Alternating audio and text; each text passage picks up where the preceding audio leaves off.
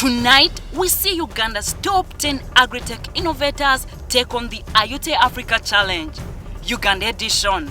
Our finalist task is to demonstrate how their innovations can work in the field, especially with small-scale farmers.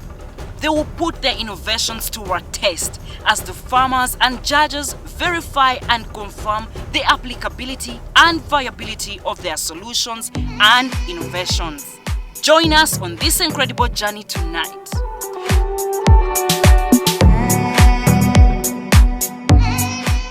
Welcome yet to another great edition of the Ayute Africa Challenge, Uganda edition. I'm Andrew Chamagiro. Now, in the first episode we had 20 competitors with innovative agribusiness and agriculture solutions. Of the 20, 10 were dropped. And we had only the other 10 who went to the field to show us how feasible these innovations were. And of those 10, tonight we're dropping 4. But these can only be possible if you're working with great talent. Titanium, Fiona, what do you expect in this episode? I'm excited to see who has got it all to take the 50 million. But it's also important to note that all the 20 participants from the beginning, they have premium access to Famnera Digital Export Marketplace for 1 year. That's a good one. But you see, the biggest thing that comes from this, no one loses. Even those that showed us a little bit of the innovation. One great investor on the other side could pick up the idea and this conversation would go. We could not do this without great sponsors. At the core of this, we have AFA International and the MasterCard Foundation. We also have sponsors that have been very key to this challenge. We start off with Equity Bank, the bankers that have made sure we have the monies. Very we have much so. NTV Uganda, the official broadcaster of the challenge. Turning on your world. We have Famnera, yes. and we have RSM Eastern Africa, but above all, Andrew, the Ministry of Agriculture. That's it. Ladies and gentlemen, this will only be done by you watching on this side, but we will have other great judges to make this happen. I'll start off with Judge Isaiah Ainemagara. Now, this judge has 10 years experience in agriculture and he has practiced not only here, but even on the East African land. That said, he works with Haifa International with a 10 years experience. You just can't wait to see what he actually brings on the table. The panel is quite balanced, Andrew. We have Judge Monica Mburu. She has over 30 years of experience in the agriculture sector. She currently works with Equity Bank. She has worked both with private sector and the government. Wow. That said, we have another judge. This is Judge Segawa. He's a technologist as well as working with a private and public partnership kind of a consortium called CRAD. This is not only just an executive director. He's one of those who believe that the youth, given the right tools, with the right mindset, with the right platforms, they can flourish. Judge Segawa is among the judges we have today. Also, Andrew, to note, we have Judge Zila. Judge Zila, she's a computer scientist from Busitema. She is a co-founder of Easy Agrec, and she also has a postgraduate in data science from University of Texas. Texas. United States. Those are beautiful farmers there. And last but not least, ladies and gentlemen, we have a Judge Nika. He comes from Famnera. These ones have actually given us a great, remarkable kind of package for all the participants. He's not only just a judge, he's a self-taught kind of an innovator. He started the business of agriculture way back when he was still in secondary school. So from secondary school up to now, how many years are those? Do the need a work, count those years. But he's part of the judges today. Not only that, with Famnera, he has what we call an agri-based kind of a platform where all farmers, exporters and importers can actually meet and make the deals happen. He has what they call the deal room for the agriculture. He's one of the judges. And given that we have them, ladies and gentlemen, without any further ado, let the Ayute Africa Challenge Uganda edition start.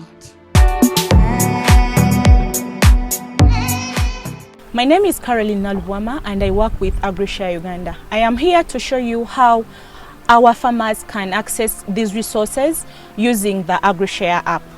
AgriShare app has unique features. One, it is so light to any smartphone out there, just taking 20 MBs. The second part is it is comprised of 8 languages, making it easy for any farmer out there to have access to any resource they need. Number one, we have the seeking part, where a farmer seeks for what resource he or she wants to hire. And on the other hand, we have the offering part, where a farmer who has this resource offers to other farmers who are in need of this resource. In case our smallholder farmer does not have access to this smartphone, a friend can help him or her book for a specific resource. We are going to work with our farmer to book for this resource so that he can be able to irrigate his crops. So on this part, in this part we are going to use Luganda because he understands Luganda very well. As we said, ku app yaffe kuliko okunoonya n'okuwaayo.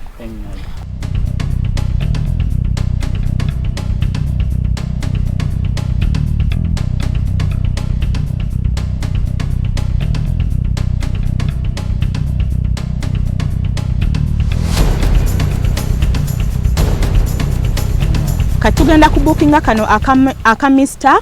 KE irrigation pump. Ng'okoonamu awo ng'ojja nga bano bakugamba nti sindika okusaba kwo era ng'osindika. I get a notification that new booking received. So I go to the AgriShare app and check the available bookings, then I confirm.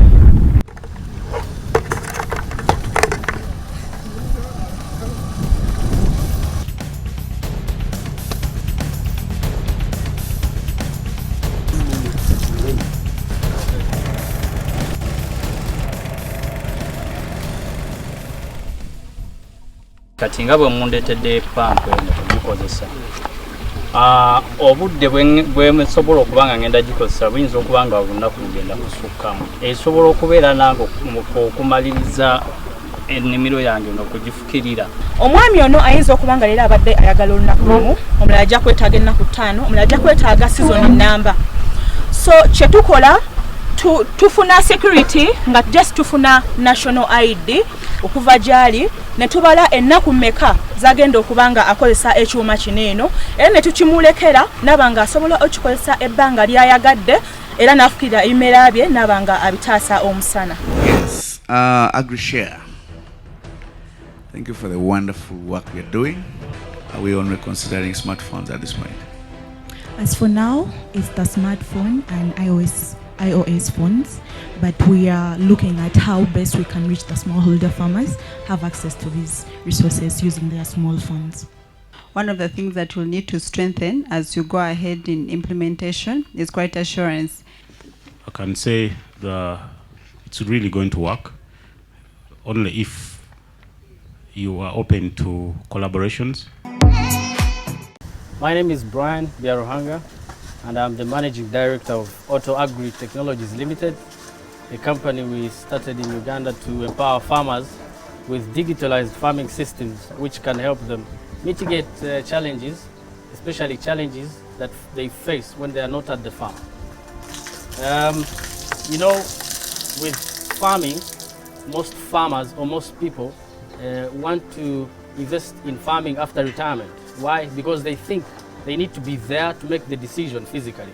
But we are bringing a system that will solve that by giving a person confidence to invest in farming because they can monitor what's happening at the farm through the phone, through a computer and a tab without having to be there physically.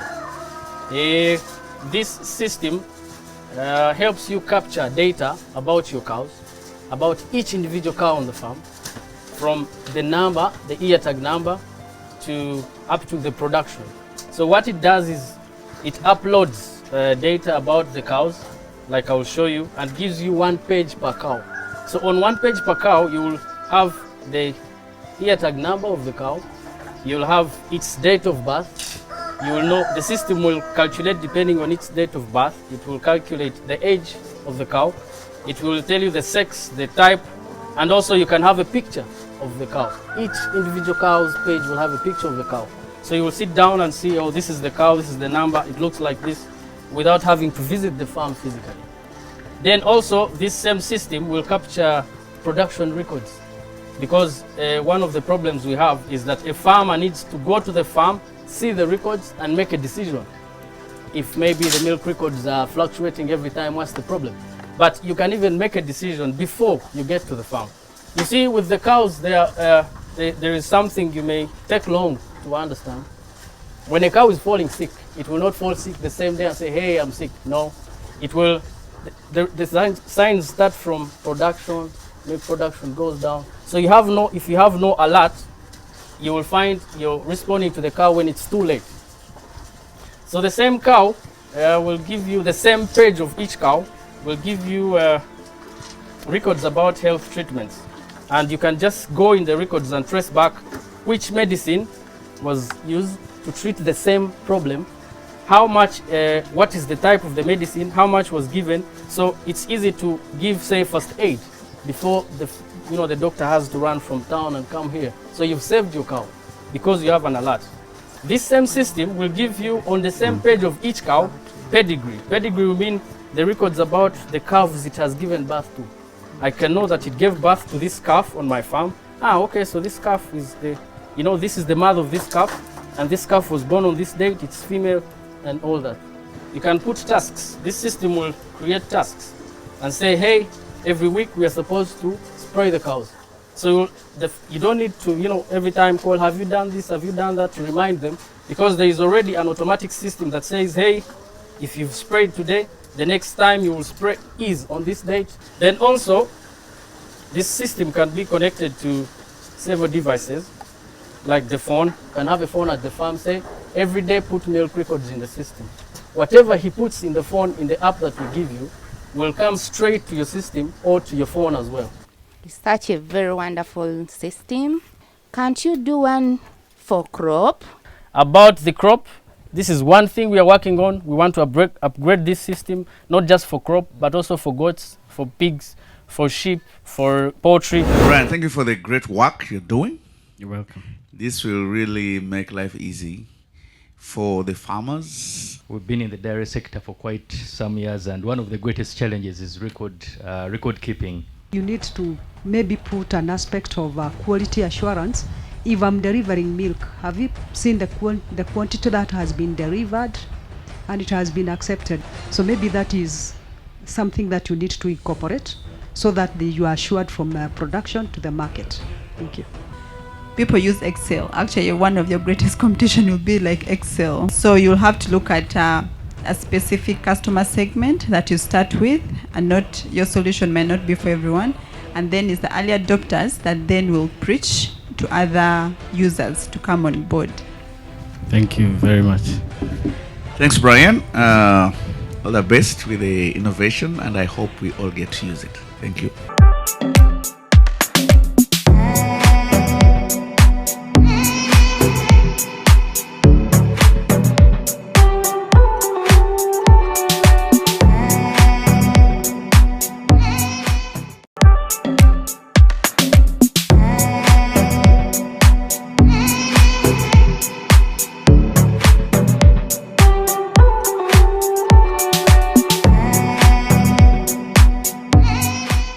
My name is Brian Atujuka.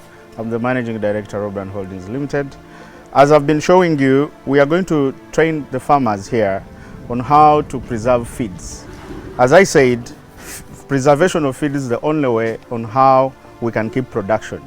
Talking about the dairy, talking about the beef sector. So I'm going to tell them on how you preserve these feeds and make silage which can be kept for up to 5 years when it is still maintaining its nutritional value.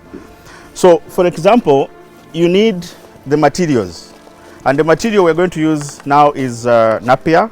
This is called sugar napier. We supply it to farmers. So I want to tell you also that any green material can be turned into silage.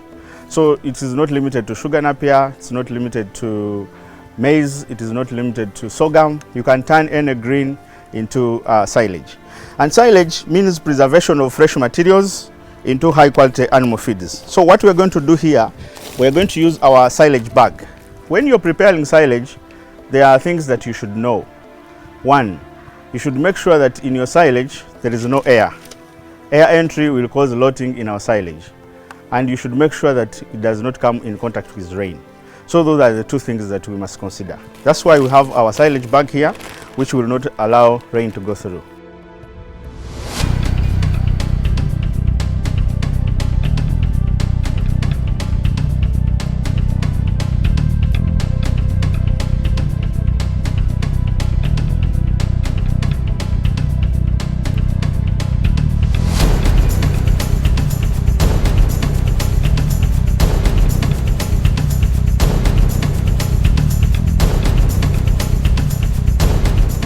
We are going to assume that you repeat the process until the bag is full.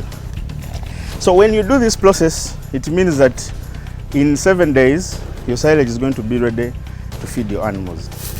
This is our dry grass. So we are going to prepare this dry grass we mix it with this napier and we prepare it for our animals to feed. So what we do, we are going to add our mixture here, and after doing this, this is feed ready for our animals to enjoy. We do not only stop at that, but we make sure that once the farmers take up these technologies, go and fatten animals, because once you're doing this and you're using a feedlotting system, in 4 months, 3 to 4 months, that's 90 to 120 days, you're able to finish your animals for slaughter. Now, once we teach you that technology and you take it up, then we are able to come and buy the animals from you. Once we buy the animals from you, we have an online marketing system, which is at www.blowbrandcuts.com. Once you have a smartphone, you just turn on your camera. You turn on your camera, you see what has come, then you place on it. Once you place on it, it will take you direct to our online system. Farm name, Lowbrand Farm, located in Wakiso district. Age 1 year and 7 months. Tag number, Lowbrand Farm 37. The breed is a crossbreed of Ankora and Boran. It had live weight of 407 kilos. So even someone in the United States of America will be able to track back this beef in case it is transported there. We know it came from Wakiso district in Uganda. This was its breed, this is its card number. So we are trying to improve the quality and also giving farmers the value. Thank you, Brian, for the good work well done. My concern is about the beef and their animal feed in the same feedings, or you have different way of approach. So you'll find that the best of feed, all those feeds that we give animals to increase, to do what we call stomach filling, they are the same. So the difference will come in the supplementation. And this, I think, can work very well if you tap into the export markets. I'm very sure we're going to have business together. Thank you so much. Yeah. So we seem to see more of the innovation in your online system, okay? Bring out issues to do with traceability and all that. So if at all you're successful and go past this level, we would like to see more of maybe the futures and what value your system brings to the table. Research more on the other available materials that we can use in our different areas. Thank you. Thank you very much, Brian. Something good for to mitigate climate change. I'm Siga Mike Sally, an agronomist, a farmer who do grafting tomatoes. This idea involves joining of the rootstock, which is high resistant, with a scion, which is high yield but poor roots. With this kind of technology, it involves to graft both. It's alleged over 30% of tomato growers, chili growers, green pepper growers, we suffer the issue of bacterial wilt, Fusarium wilt, and effect of nematodes. With grafting, use of high resistance varieties like our indigenous local tomatoes, commonly used to grow in banana plantation, we help farmers to solve such a problem. With grafting, we have what we call the rootstock.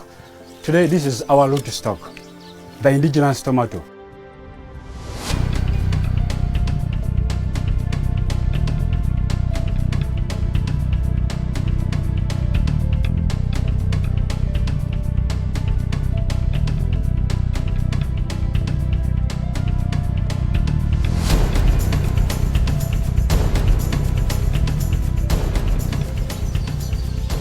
Here we go. You finished grafting. Issues of wilt, I've solved. Another thing, with this kind of system, I can still have the same tomato, cut it more than 5 times.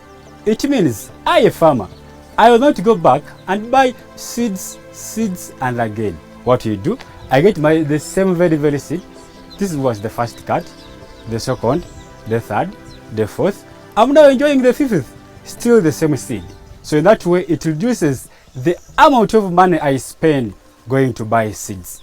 Grafting is the way to go. The seedling is ready to be planted. We're gonna use the already grafted seedling as demonstrating how we do it. After grafting, you place the seedling in what we call the healing chamber. It stays there between 4 to 5 days. After that period, you discard the grafting clean. The advantage of it, I can use it over 10 times. For example, I've spent with this for more than 2 years, the same material. So we are ready to transplant. With this kind of tomatoes, you can grow them in open field, also in greenhouse. With greenhouse production, this tomato can stay about 8 to 12 months while harvesting. In open field, you can have the same tomato staying between 6 to 8 months. Ennyanya zino nsobola okuzirimira ebweru oba nina kuzirimira mu biyumba mokka? Ennyanya zino zirimibwa ebweru ne zirimibwa ne munda. Wabula bw'olima mu greenhouse yield yeeyongera. Olw'ensonga nti no environment mw'olimira eri protected over 80%. Hopefully you can spread this around the country so that every farmer can get to enjoy and plant the right tomatoes at a cheap cost. Thank you. Thank you. How big do you want your idea to become? Well, what I can say, we want to scale this beyond Uganda. The skilling part, I think you also need to talk more of it as the bigger part of it. A multiply effect is the training, the part of it, and spreading it all over the country so that we can have more production. Thank you.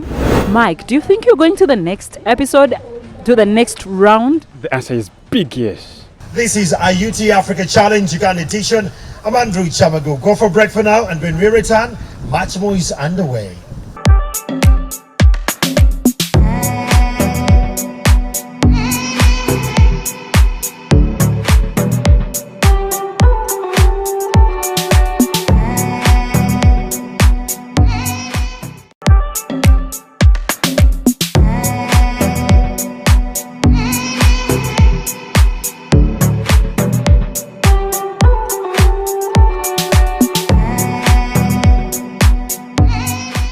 My name is Mugwanya Jessica, the founder of Moonbridge Organic Initiative Uganda. Our goal is to eliminate the use of agrochemicals and pesticides because of their numerous downsides. As you know, according to a report from CEPHOT, 33% of Ugandans are dying from numerous non-communicable diseases like cancer. That's an outcome of using different pesticides that leave residues in our land. As you can see, in farming, right now the markets have decreased significantly for Ugandans abroad because of pesticide residues. And what's our solution? The use of agro-nanoveds for agriculture. As you can see, we have seed beds. This is the start of the plant. We have our seed beds where we plant our crops. These fabrics ensure that the water that stays in the plant is only what the plant needs. We have our weed fabrics. These are weed barriers. As you can see, this is a very little sample of the weed barriers, but we have weed barriers that cover acres of land, among other things, and we use them for different plants. After clearing the lands, this is how we insert these weed barriers. First of all, the fabrics are 100% biodegradable and chemical free. What we do, we make an incision using a sharp object. This applies for weed barriers. This is the first method. With already existent young plants in the garden, Here is how we do it. After making an incision,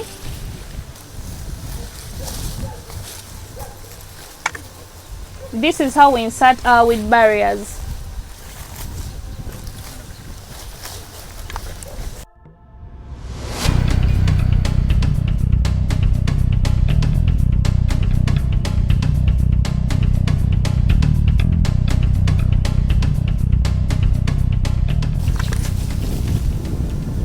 And that's how we install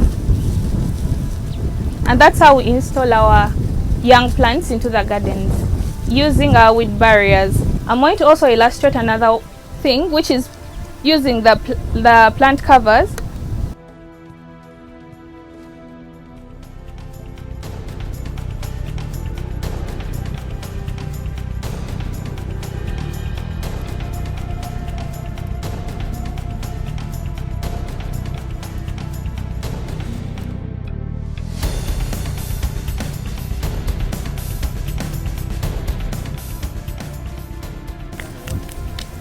These plant covers regulate the temperature that goes inside into our crops.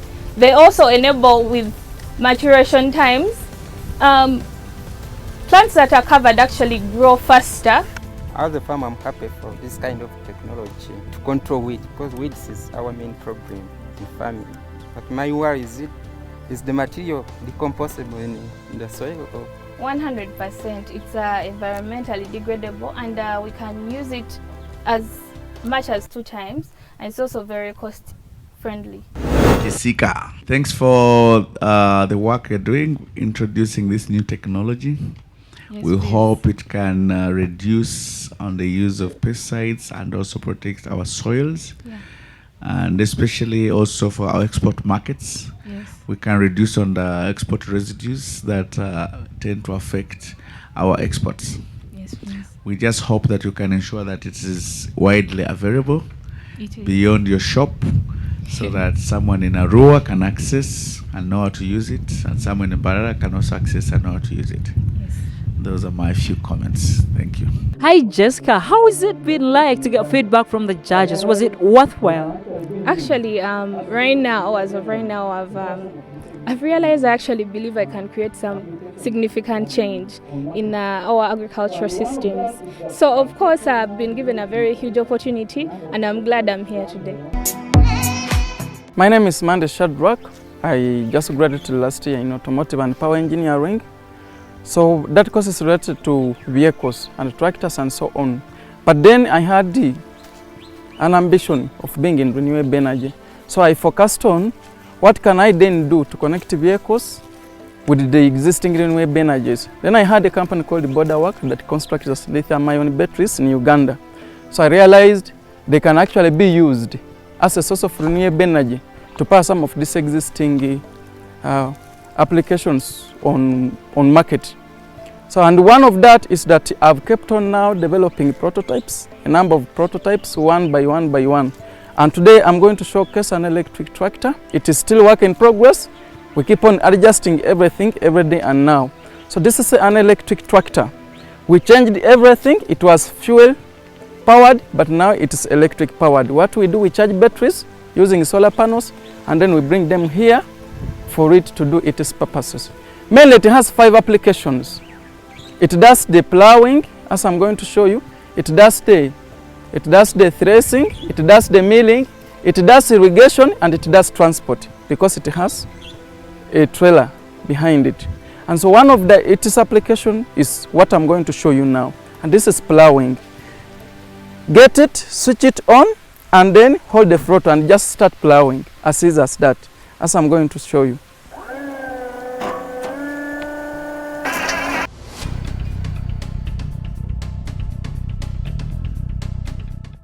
Change. So I saw this applicable because I know we have a number of areas that need renewable energy. For example, we have increasing fuel prices in the country, and we also have areas that have no electric powers. And then we have areas like islands where electric power is not accessible. So what we did, is to make sure that we create something that can go deep into the village and have an impact. So let's say for an example, having an agricultural hub in Apache has helped a lot in a way that we go and make one application, which is a tractor, and then it is doing 5 things that a farmer would love to do, like say milling, threshing, irrigation, transporting, and plowing in the same system. So what we do is to what I've been encouraging others to do, if I'm given support, is to set up an agricultural hub. We set up a structure deep in the village where there is no power, and we find how the best way how we can help them. And there is also milling, and there's also irrigation, but due to time I may not show all that. So you find that I can charge my battery and then I do work for over 2 hours, but someone will need around 30,000 to buy fuel, around 6 liters or 4 liters to do the same work. And because of that, we decided to be charging on the prototype we first did, which is in Apache. We decided to be charging farmers around 50,000 per acre. It is compared to people who use fuel dependable tractors that are charging 100,000 and 80,000. And so you find that this is now becoming a hot cake on market. And you find that a number of these things, we shall do them, we shall do threshing, we shall do milling, we shall even irrigate their land. So the whole thing is done by us, and at the end they pay after selling their products. I see that when it's plowing, it only turns a shallow layer of soil. How about when you want to go deeper? I have a bigger tractor, and that is doing some amazing work in Apache. But this is the current prototype that I got, and I just wanted the current tractor I got, and I just wanted to learn it, to see how it does it. So for the first time, I had to put that and to see how it uses it and how I can improve it. Congratulations for making it to this level. Great innovations. You had our president saying it's all about solar and electricity now. We want to do away with fuel. So let's hope that this can get into full industrial production and be able to be accessed by farmers across Uganda. It is a right technology, continue. I think this technology that we need support. Thank you very much, and all the best with the innovation. Hopefully we have that big factory making solar tractors. How was it for you standing in front of the judges and getting feedback from them about your innovation? I just felt comfortable because they're in line with my ambition. My name is Nwagaba John Charles from Divine Empowerment and Development Skills, which is also called Nature Now. Through implementation, a project called Green College Initiative, we witnessed first-hand challenges that smallholder farmers face. Among the challenges were use of rudimentary tools and high prices of imported tools. We came up with a solution after asking ourselves, how can we empower small-scale farmers increase their productivity? We came up with a solution, which is Nature Now. Nature Now is a solar water pump that is made locally here in Uganda, made out of plastic waste, recycled motors from old printers, cars, and all the machines that use motors, and locally fabricated. We are doing it from Fort Portal. It is affordable, it is scalable, and it is really attainable. So this system is locally fabricated with only local wastes. This pump can support a smallholder farmers through giving that person water for irrigation. It can irrigate 100 meters from the source, and it is affordable, almost 60% cheaper than all the other pumps in the market. I can tell you the truth, the first pump, the cheapest pump in the market that can do the same job that this one does is at 1.7. You just drip it into water. Like I told you, it is connected to the battery. The solar panel is charging the battery.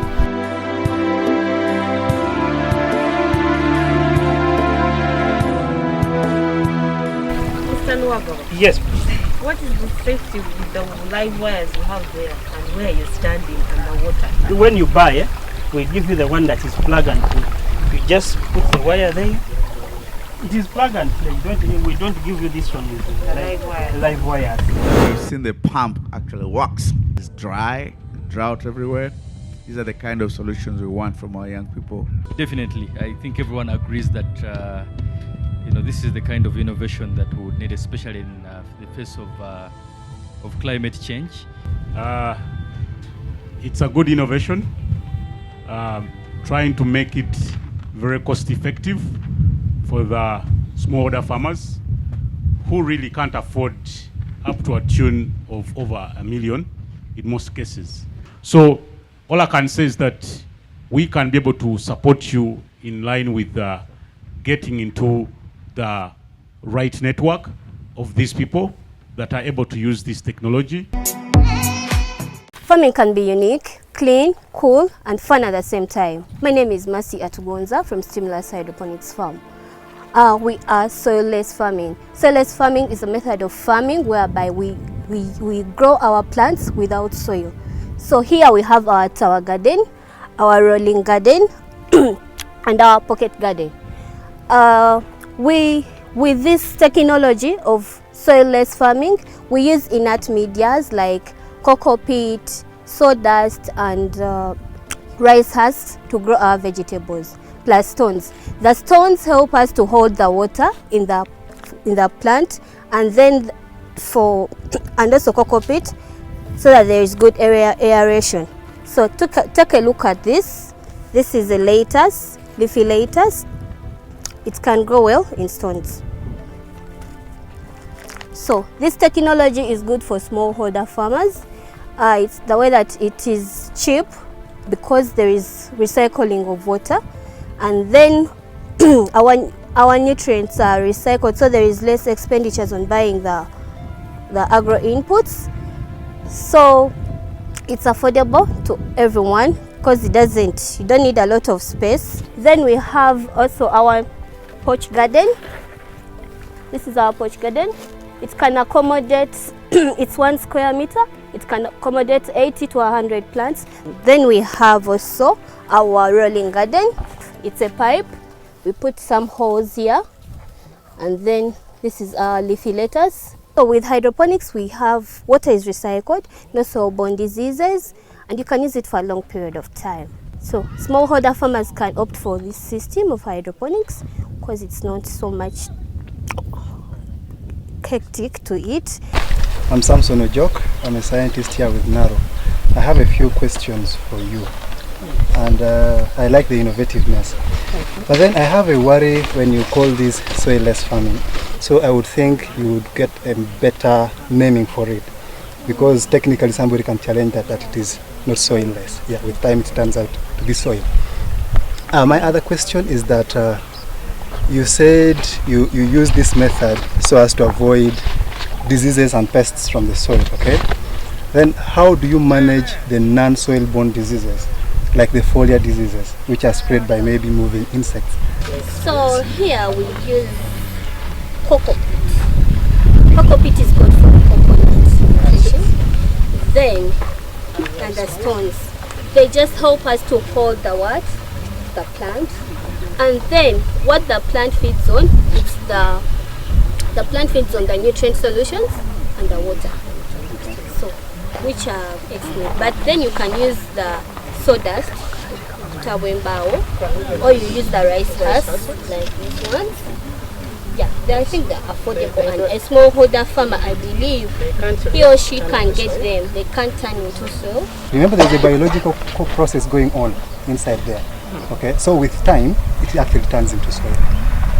So I would think maybe you try to twist the name from soilless maybe to something that would suit it better. We've seen physically what you managed to do, the good parts of being able to recycle the water, and also ensuring that you work with an inert media, so it means possibly you don't have to use so much pesticides on the crops. So those are very good things all farmers are looking for now. Apart from the Ayute Africa Challenge, what is the future of your innovation? We want to see people doing a smart way of farming, enjoying, lovely, make it fun, so it makes a lot of economical sense, changing people's lives, viable to high levels. My name is Joseph Asasira. I'm a business developer with Phoenix Wave. Phoenix Wave is a digital financial inclusion system for smallholder farmers. Smallholder farmers all over Uganda face a number of challenges. These are limited access to finance, limited access to credit, the paper-based kind of saving, and then farmers also face a challenge of keeping their records on track because they use paper-based methods to keep their records, their financial records. So we came up with a digital innovation that will help farmers to save and keep their records digitally. So that is Phoenix Wave. So that means that you're just helping a farmer rather get organized to get a loan, not you giving the loan. We actually have loans as well. We work with government partners who give us money that we are able to pass on to farmers as loans at a lower interest rate.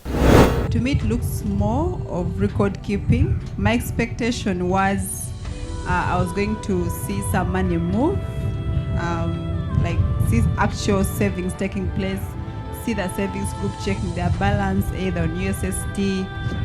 Was waiting to hear on where you are looking at partnering either with a financial institution so that you integrate so that the finances can move, because this is only purely record keeping. Let's all save with Phoenix Wave. Thank you, sir. How did you take the feedback from the judges? The feedback is very good. It's very positive. It checks you. It keeps you in check on what you need to work on better, on what you've done well on. So it's very good. My name is John Kalungi, an electrical engineer. On my right I have Karemera Jovan, and on my left there is Muhereza Dennis. This is our prototype. It is a machine that can convert air into water. It comprises of two components. We have a condenser, and in the condenser we have a compressor together with the copper pipes wound out around which condense the gas from the compressor. Then we have an evaporator which acts as the air trap, or which is the air trap. It comprises of a fan, and it has also a controller board. The condenser and the evaporator are interconnected by copper pipes. We have a high pressure and a suction side. So now what happens when this machine goes on? A refrigerant is pumped from the compressor at very high pressures, and it is very hot. It goes into the condenser. As it moves through the condenser, the fan here blows off the heat. It cools. It goes into the capillary. When it goes into the capillary, there is change of pressure, because in the condenser the pipes are bigger. When it is entering the capillary, there is change of pressure, and when this pressure changes, it immediately cools down. It goes into the evaporator. As it moves through the evaporator, it freezes those fins of the evaporator. When it freezes the fins of the evaporator, whichever air is trapped through the inlet, it is condensed into water. I was thinking that in the video we'll be able to see some water getting out of the system, but we couldn't see that. Yeah, but the innovation you thought through, tried to come up with, would be a game changer, but we want to see if it's ready and working. Because you see, at this level now we are looking at evidence. We are looking out for something that works. On that issue, we were also expectant that this time it would work. Over to you, the judges, for tonight's verdict. Thank you very much, Fiona. As you came through today, you are aware we are picking 6 finalists. And indeed, without further ado, the other 2 innovators should move to the right of Fiona. And those are our 6 finalists: Ayute, Challenge Uganda edition. Thank you very much. What does this win mean to you? This win proves to me that the ambition I've taken, or the road I've taken in technology, is not for granted, but it's something that's worth appreciating. What is your takeaway home from this challenge? It's a roller coaster, and I'm so sure that this is the next big innovation they're going to hear about. This is not the end of the journey. What has the journey been like for you? Oh, the journey has been tough, but I thank God for this far. At least out of 1,000, I managed to make it to the top 10. So I hope for the better, the next coming challenges. We've had the verdict from the judges. Only 6 participants could make it to the last round of the Ayute Africa Challenge. Who takes the prize? That is up to the judges. Don't forget, this could only be made by the sponsorship from HEIFA International and MasterCard Foundation. A great appreciation to our sponsors, NTV Uganda, the official broadcasters of the challenge, Equity Bank, RSM Eastern Africa, Famnera, and Ministry of Agriculture. Don't forget that if you want to be part of this conversation, you can use the hashtag #AyuteChallengeUG. For more, tune in to NTV Uganda and we bring up to you what happens in the next episode of Ayute Africa Challenge Uganda edition. The next episode of the Ayute Africa Challenge will be aired on NTV and HEIFA International Uganda social media platforms on Thursday 25th August at 6 p.m. This will be the gala dinner to award the top 5 winners. Don't miss. The Ayute Africa Challenge is brought to you by HEIFA International Uganda in partnership with MasterCard Foundation. Special thanks to Ministry of Agriculture, Animal Industry and Fisheries. Thanks to National Crops Resources Research Institute, Namlonge. Our strategic partners are NTV Uganda, the official broadcasters of this challenge, Equity Bank, Famnera, RSM Eastern Africa and LiveWorks Inc. Limited. The Ayute Africa Challenge Uganda edition. Invest in Africa's future.